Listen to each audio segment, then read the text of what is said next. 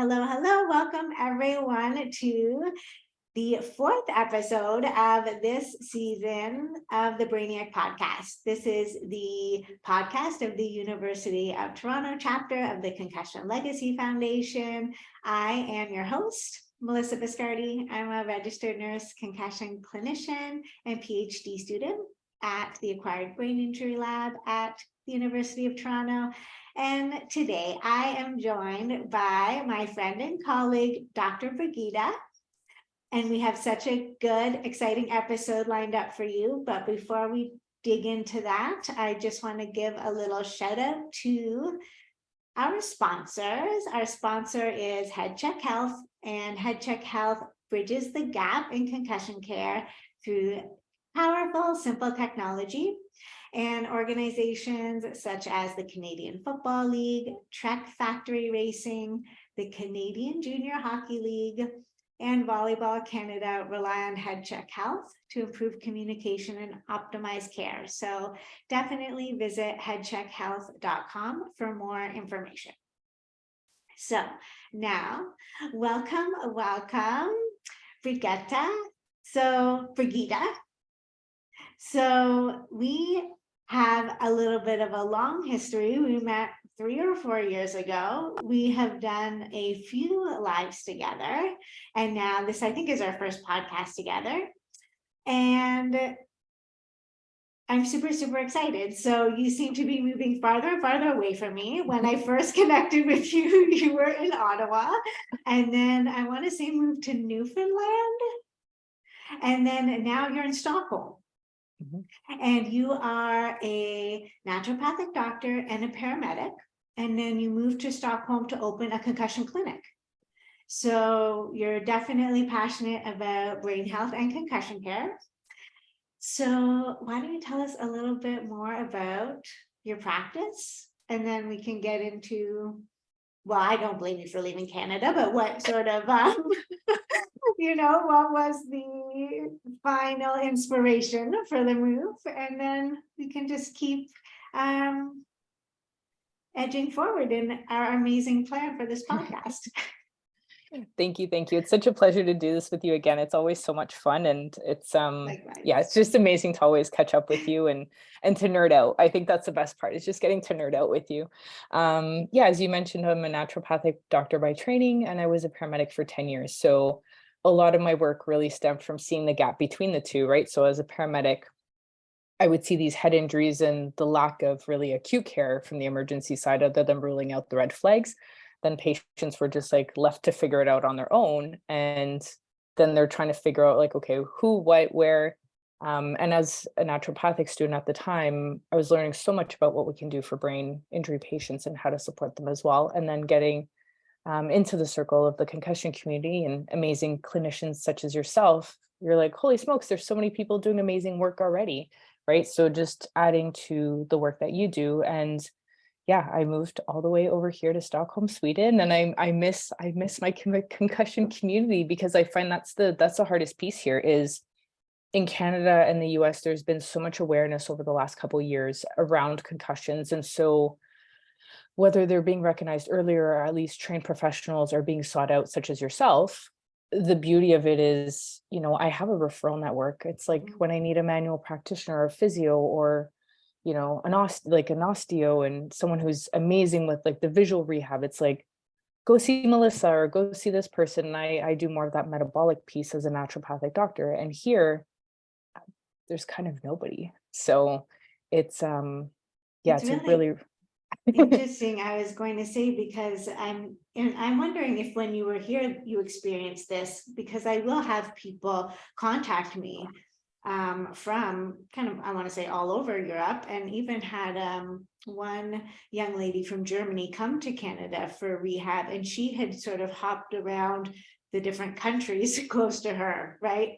Really, people are going far and then even farther to access care. So, I mean, I definitely think your clinic is going to start meeting a need that's there. Yeah. What else do you see that's different there from here? What is the medical model?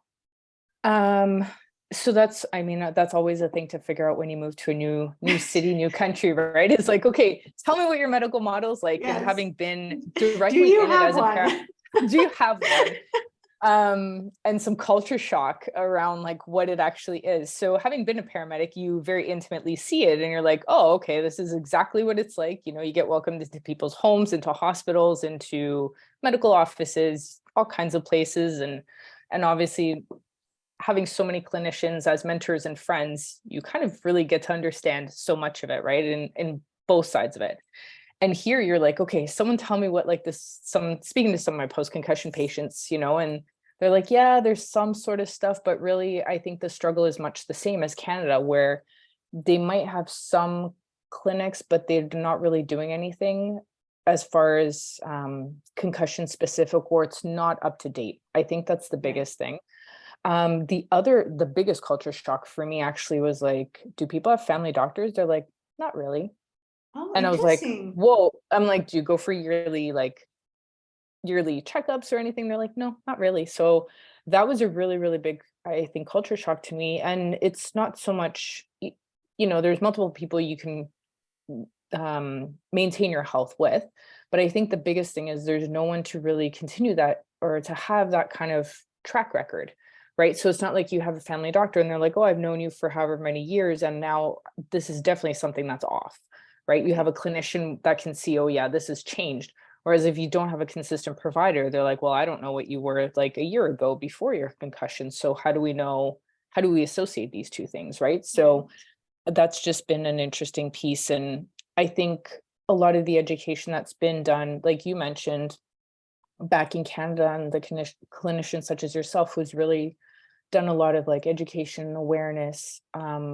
Patients are finding, you know, me through some of those networks, really. But yeah, I think that was the biggest culture shock to me. I was like, people don't even have family doctors here. So, and then reaching out to even physios and massage therapists and chiropractors, it's the same thing. Like a lot of them are just not aware. They're like, it's like, do you screen for concussions? They're like, no, it's Wow, not it's really something we do. fascinating to me because they are definitely happening. But just an aside, my old Brazilian jiu-jitsu coach, you know, he used to say, oh, well, we don't have concussions in Brazil. It just doesn't happen.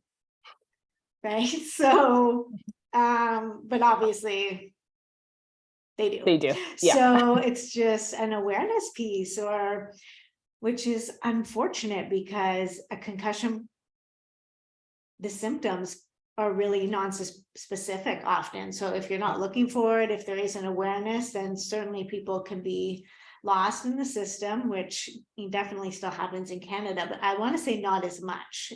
Like there's been so much education and on the media and everything. Yeah.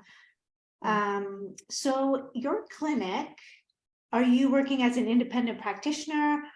Are you hoping to flesh it out to a multidisciplinary team, or what's your vision when you That's a great pack your question. bags?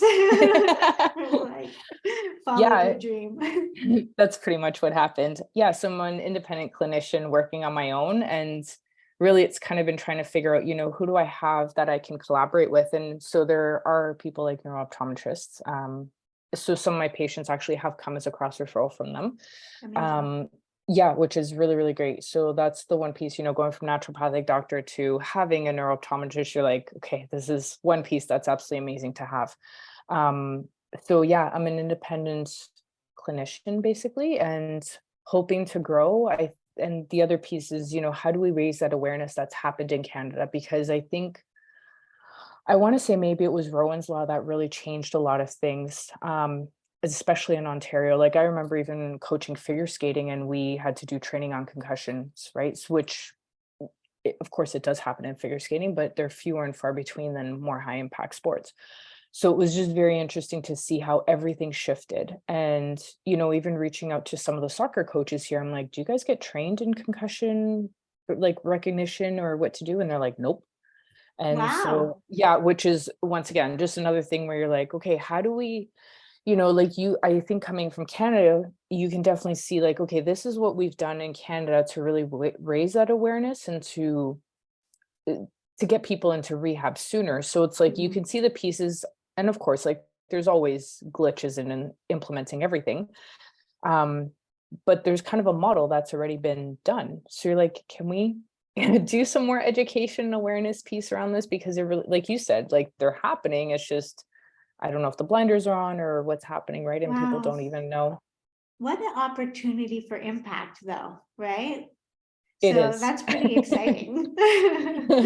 daunting and opportunity, right? Like they kind of go Right? hand in hand. Absolutely. Yeah. Oh my gosh. Okay, so let's talk about a non-specific symptom of concussion then, which is, this is, I feel like, what we've nerded out on the most, which is sleep post-concussion, sleep in general. I'm super passionate about this topic. Seems like you are too. So let's talk a little bit about sleep. And I mean, the interesting thing about sleep is many people have issues with sleep, regardless of concussion, but definitely amplified in concussion. And there's some research that says not, sleep is essentially a modifier of healing after concussion, which totally makes sense. So why don't we start off? Where do you want to start off? What are some of the sleep disturbances that can happen after concussion? Or you know what? Actually, sorry, why do we sleep? I feel I was like going to say, we should start there. Why do we even sleep? Right? Yeah, I think that's a great reason or a great place to start. So I think this is a great general topic of conversation, right? Because so many people are sleep deprived and they're like, oh, I just have an extra cup of coffee. And it's like, well, it doesn't work that way. Right. So if only it worked that way. So during sleep is when we actually secrete the most amount of growth hormone, right? So repair, recovery, tissue repair, that's one of the main functions. We actually prune our synaptic connections, and memory formation happens during sleep, right? So all the connections that aren't so strong that your brain's like, oh, we're going to get rid of those. And then we really consolidate the memory and the information that we learn during the day to actually make that stronger. So when you're studying, most people want to stay up all night and pull all-nighters, but it's actually during that sleep that you consolidate that memory. And then the biggest piece too is also our brain's drainage system. So in our body, we have our lymphatic system. In our brain, we have the glymphatic system. So it's basically the drainage system of our brain, and it's most active at night as well. And so our brain produces its own metabolic waste per year just by normal function. And so if we have an injury on top of that, then obviously there's more toxins, there's more all kinds of things building up just from the injury, more inflammation. So there's going to be an increased need to actually drain and cleanse the tissue as well. And so then we can kind of see, if this is not addressed, how it can easily progress into neurodegenerative conditions as we get misfolded proteins and all kinds of different things, and a buildup of different residual waste and toxins in the brain as well. So sleep is super important for those reasons within the brain. And then I was just going to say, I think it's a little bit of a snowball when you start to think about it, because after a concussion, there is all this metabolic waste, that metabolic cascade that's happening as the brain is trying to create homeostasis again. So trying to create that balance, which uses a lot of energy, so needs sleep. And also to clear all the waste, it needs sleep. And then a lot of individuals are not able to sleep. So prolonging essentially how much time it takes for the brain to clear this, and then essentially prolonging recovery. Absolutely. And I think that's the piece where people are like, okay, I'm super tired. I know I need to sleep. I know my brain needs sleep to repair and to heal itself, but why can't I sleep? I can't sleep. Exactly. I can't sleep. Like, this is so frustrating. So it all comes back to our nervous system. And so if we break it down very simply, because it is not, but we'll break it down as simply as we can. We have our sympathetic nervous system, which is our fight or flight response, and then our parasympathetic nervous system, which is our rest, digest, repair mode. And when a trauma comes into the body, physical, mental, emotional, our body will go into that fight or flight response. And so it's a quick reaction that's meant to keep us safe and keep us alive. So if we're running from a bear or saber-tooth tiger, our nervous system hasn't changed in many, many years. And it's not actually a choice response. So it's not like I sit there and I'm like, oh yes, now I'm going to run away from this bear. It just automatically does it. And what happens is when there is a trauma, the body will often get stuck in that hypersympathetic state. So it's constantly on alert. And when you're alert, you're not going to be sleeping because you're looking out for the next thing that's coming, right? So this is where the body will get stuck in that state. And not only are people not sleeping, then they'll see the other cascades of that sympathetic nervous system activation, right? Whether it shows up as anxiety, longer term depression as well, the nausea, the photosensitivity, the noise sensitivity, right? Because your nervous system is on high alert. It's really just hypervigilant. That's what it is, because it's worried, what if it happens again? So really that I find a lot of my work actually with my patients is actually shifting the autonomic nervous system into that parasympathetic, because it doesn't, not that it doesn't matter what we do, but I can give you supplements, and yes, some will help to shift the nervous system, but if your digestion is off because you're in that sympathetic state, right? We're not in that rest and digest, so we're not digesting properly. You're not going to assimilate your food properly. When you're trying to rehab people, your body's still trying to just make sure you're safe. So there's so many pieces that interplay with that nervous system component. Absolutely. And I'm happy you mentioned the photosensitivity too, because that's a huge education piece, even in my office, is that actually it's very related to the nervous system, that photosensitivity piece. Your pupillary response, right, is just, and even sound sensitivity too, right? Often once we just nurture the system back to health, back to calm, some of these sensitivities kind of melt away. Yeah, and I feel like that's really your jam, is what you see in the visual system. You would obviously pick that up way more. Absolutely. With your work. And so, okay, so we know people maybe are not sleeping very well because of this heightened nervous system response and being stressed about recovery, kind of, again, snowball, right? And when you can't sleep, you get worried because you can't sleep, and then you can't sleep even more. And so we might look for strategies to help us sleep. And some of them are, healthy is not the right word, but let's say some of them are a little more gentle on the system than others. So I'm not sure what your favorite ones are, but like deep breathing before bed, or maybe progressive muscle relaxation. I know a lot of my patients like that one, or using different apps, maybe some supplements.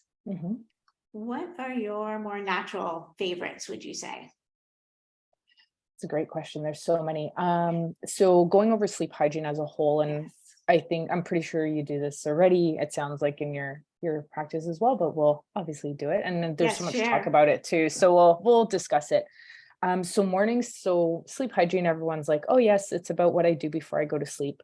But sleep hygiene really begins in the morning with morning sunlight and setting that circadian rhythm, which is our 24-hour clock. So our circadian rhythm, everything is tied to that 24-hour clock, all our hormonal cycles. So when we're even looking to balance things like hormones, which almost everyone, they're impacted in post-concussion. So digestive function, everything is linked to that circadian rhythm. So morning sun is a massive piece.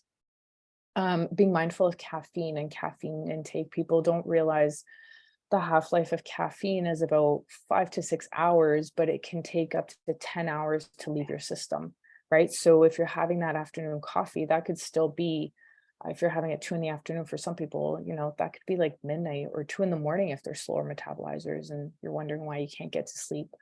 Some of the obvious ones too are, we talk a lot about screens, not just because of the blue light, but also the flicker that comes from the screen. So it's essentially like having a strobe light in your face.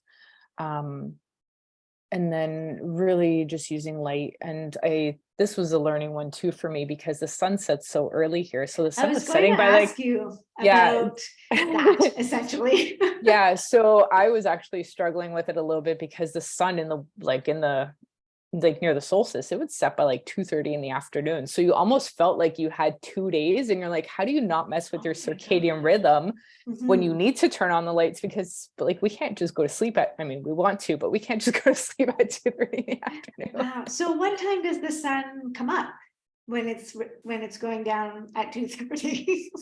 So some days it feels like it doesn't because it's cloudy. But then some days it's like 9:30. So the days are Oh my very short. gosh. Yeah. Okay. So really like flicking your lights on and being like, Yes. okay, it's morning, It's right? And then morning. it's morning, and then nighttime, because we've messed with our rhythm, essentially because we almost have to, because we're, we still work and function past 2:30 in the Of afternoon course. most days. So then it's okay, what do I do to wind down at night? So really being mindful of the lights and blue blocker glasses if we need them. Definitely a lot of our technology now has actual filters on it, so you can flick on your night shift modes and things like that. And then you talked about some of the things as far as sleep support. So some of my favorites, they seem super simple, but they work really, really well, is even things like lavender. So lavender essential oil can be a great one. So you can use it in multiple different ways. So you can diffuse it in your room. You can put it on the bottom of your feet. If you're using a therapeutic grade one, you can actually take it internally. Chamomile and chamomile tea. There's beautiful sleep blends as well. Some of them have L-theanine and GABA in it. So different neurotransmitters that will actually, they're like nature's chill pill. Lemon balm and passion flower are other ones. So there's some good teas. There's also supplements. So there's a variety for people. And sometimes it's trying out different things that work.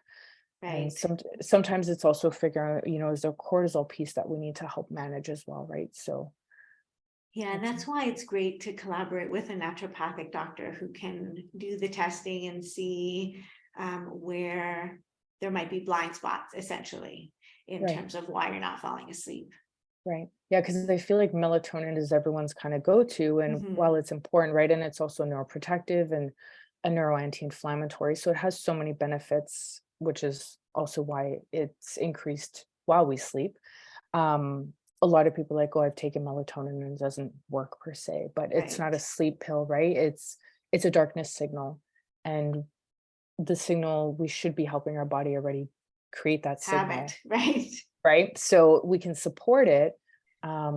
But then also we need to, it's not like, oh, bright lights and screens and everything, I take my melatonin, I fall asleep. Like that's not how it works. Right. So it's working with your body too, and balancing that out. And like you said, right, it's the other things, like whether it's breathing exercises, vagus nerve exercises. So anything from singing, humming, chanting, cold plunges are a great one. They're becoming more popular as well, in cold showers.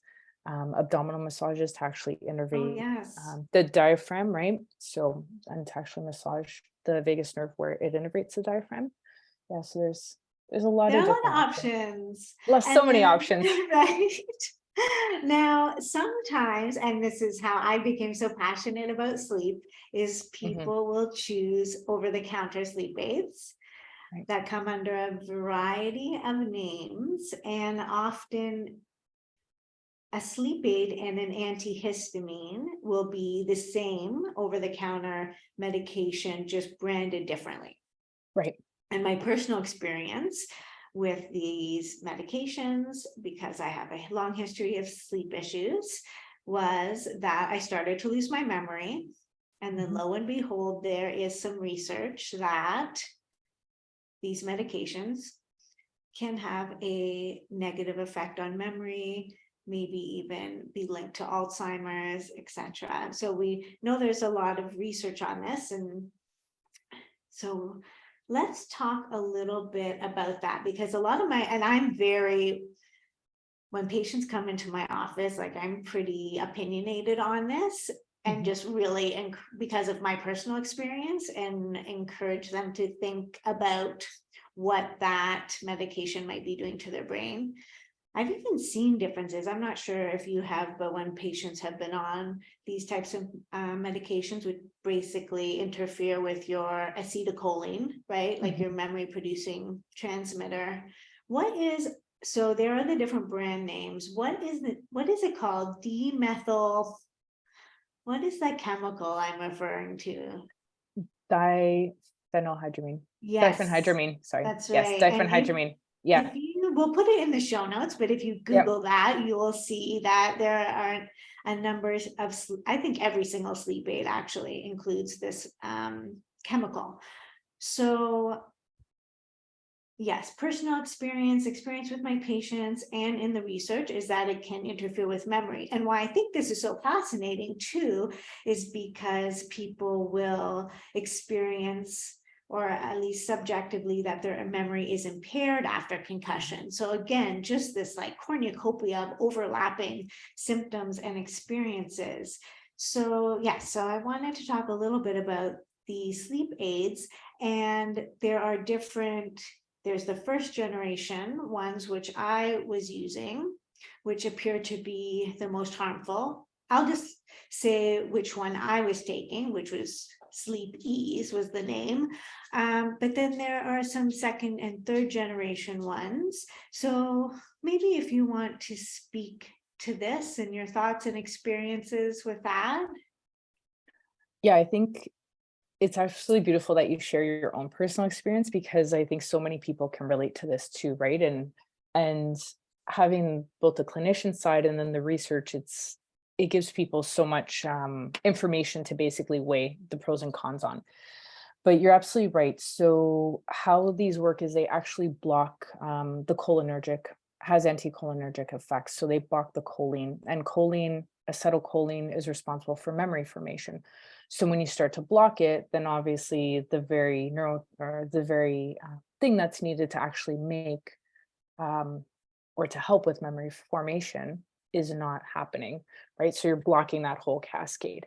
So that is exactly how, or we suppose that's exactly how it happens, right? We can't 100% say, because sometimes we go back years later and we're like, ooh, maybe that mechanism of action wasn't 100% Take right. that episode down. Take that down. So caveat, for now, that's how we think it is, Yes. but it always changes. So along with the anticholinergic effects and the impaired memory, there's also other side effects that people notice. So the dry eyes and the dry mouth. They'll also have difficulty focusing, because it basically puts it in the eyes also into like a state of dilation in pupils, that more like heightened awareness, right? So once again, Oh, that's interesting. I didn't know that. yeah, so then they'll become more or less responsive to light as well.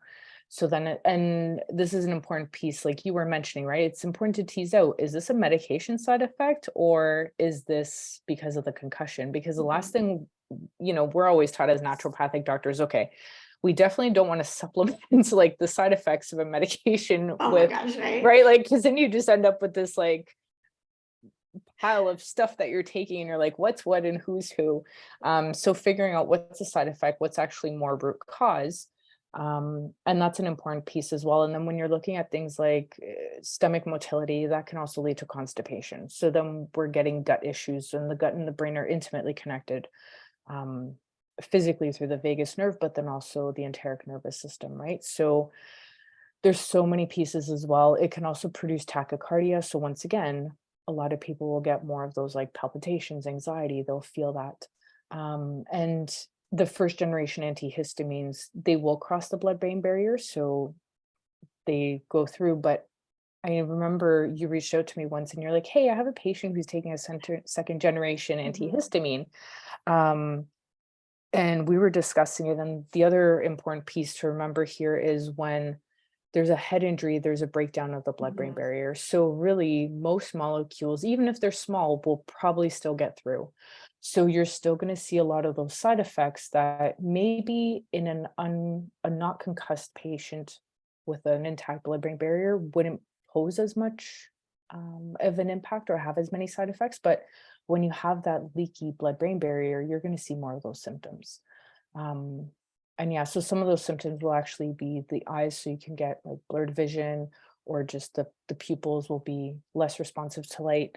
There could be agitation, constipation, dry mouth, even hyperthermia. So then once again, Interesting. yeah, it's, when we're looking at exercise tolerance, again, and the tachycardia piece, right? And clearing athletes back to, or players or whoever back to sport as well. If they're already tachycardic and they're hyperthermic, they're going to be less tolerant to exercise. So these can all play important pieces of the puzzle. You know, it's really interesting. Well, a side note, my patient is no longer taking that. I think honestly, that was a really challenging case because so the antihistamine, it was actually for the antihistamine effect. And then and so some of you out there also might be weighing quality of life. You want to sleep or you don't want to get these hives, but then this supplement is impairing other functions, right? So balancing them all.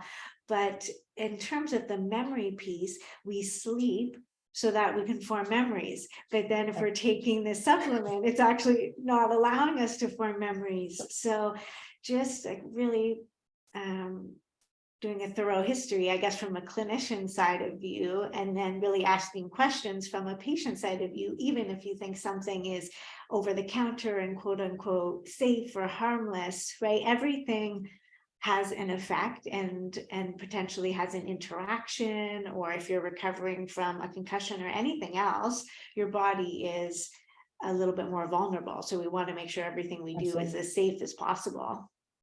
And I think that raises another important point right there as you were speaking. It's, even though things are legal and safe, right? Some people will use alcohol or some people will use weed or marijuana to sleep. And those also will impact REM sleep. So then the quality of sleep is further impacted as well, right? Yes. So there's, like you said, it's always like we have to be very mindful because there could be ramifications that we're like, it's almost like that short-term gain to try and fix things, but then it just becomes like this hamster wheel of like, okay, what do we need to wean people off of, and what else now do we need to fix that's underlying, right? So I mean, that's not to say sometimes we don't use things to help support sleep. We absolutely do. Right. Yes. Right, depending on the situation. But I always like to think, okay, how can we naturally support as best as we can with the least amount of side effects? And that even goes for allergy season, right? Like I know we're only in January when we're recording, but depending where we are, be listening to this in March. Yep. So there's a lot of things we can do naturally as well to support the immune system and the allergy response, because like you said, the sleep medications and the antihistamines are often cross-branded, right? So then yes, we're taking them for one thing, but we might be taking the same thing for something else because they've just changed the label. Right. And that does happen because people don't realize, right? Yes. So, and that's the other important thing is just being mindful and checking, what am I actually taking? Absolutely. Because that's a really important point too, is people might be doubling up during allergy season. I didn't even think of that until now. Yeah, same. Right. Yeah. So what did I want to say? Oh, yes. So we will not, this is a separate episode where maybe we can talk about allergies. But what I wanted to say, because you are definitely an amazing resource, so people can find you on Naturally Neuro. People can actually work with you virtually, or they can work with you in person if they're in Stockholm. What do you have sort of, or if there's anything else you want to mention, and then also what do you have coming up? How can people reach out to you? Other ways to work with you? Yeah, I think the other thing we were talking about is waking up in the middle of the night and some sleep disturbances. Yes.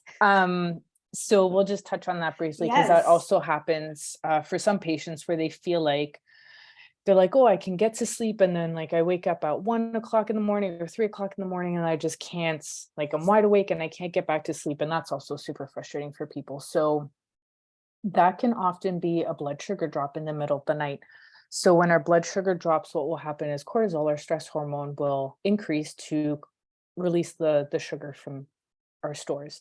So to actually compensate for that drop in the blood sugar. But we don't just compensate by increasing the blood sugar, we also wake up because we get a morning spike of cortisol to actually wake us up, which is a normal response. And so one thing people can do is making sure that, or for some people, they'll actually need to have almost like a bedtime snack Yes. of protein and healthy fats to actually get them through the night so that their blood sugar isn't dropping. And then some people are getting up a lot in the middle of the night because they have to pee. They're constantly like, Mhm. because people are told like, oh, you have to stay hydrated, right, with a head injury to help that support that lymphatic system. So minerals are a big, big one. And I say minerals, not electrolytes, because a lot of the commercial stuff is full of Junk. junk. It's literal junk. Like it should not be fluorescent. If it looks like that, it's really not good for your brain, regardless if you have a Yes. concussion or not. So I always say minerals, because the more water we drink and we're not taking minerals, and the more we actually flush out. So then it kind of becomes this cycle of like, you're not actually retaining the water that you do need. It's not getting into your cells where it's needed the most. So those are two other pieces where people are finding, okay, this is keeping me up in the middle of the night, or I'm waking up because I don't know why I'm waking up at 3 a.m, or I'm waking up because I have to pee all the time. So those are some other pieces, I think, with regards to sleep. Yes, that blood sugar drop. I actually was thinking about it and then I forgot, and then you brought it up. So that's good. That's my memory. That's my memory lapse. It's all good. But I often, yes, recommend to patients, if we're trying to tease that out, also if maybe some almonds before bed, or avocado, something high fat, high protein that's going to digest a little bit slower. Do you have any other sort of go-tos in terms of a bedtime snack or before bed snack? Yeah, those are the two big ones. Okay, Yeah, perfect. yeah. And then sometimes even honey, like Oh, will help yes. out. Yeah. Okay. Yeah. So combination of things. And sometimes it does take a little bit of trial and error to figure out, like, what works and how much do I need from my body, because everyone's different. Yeah, absolutely. Yeah. Not an entire bowl of avocados. I mean, they are Right? delicious and good for you, but Right. Amazing. And so, yeah, so how can people connect with you? yeah, so And I'm what on should they look out for?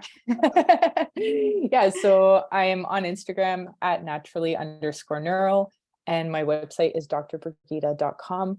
I don't have anything too wild on the go. I've been working on clinic and getting it up and going here. So that's mainly what I've been focusing on, and keeping my patients in Canada as well. But I do work with anyone worldwide as well. So they can always find me there and book online as well.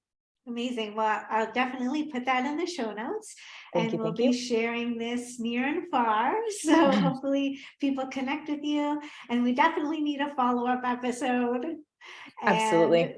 just keep spreading the word. Thank you so much for your time. I know it's later there than it is here. So I It hope just you looks wind later. down. Yes. Yeah, what time is it there? It's It's only only 5 4, right? o'clock. Oh, Yeah. 5. Okay. Like it looks like it's 11 p.m. Oh my gosh. Well, I hope you have an amazing weekend, and Thank you. we'll connect again soon. Thank you so much for having me on. It's Uh, blessed as always. Thank you. Thanks for being here. Thanks, Melissa. Bye. Bye.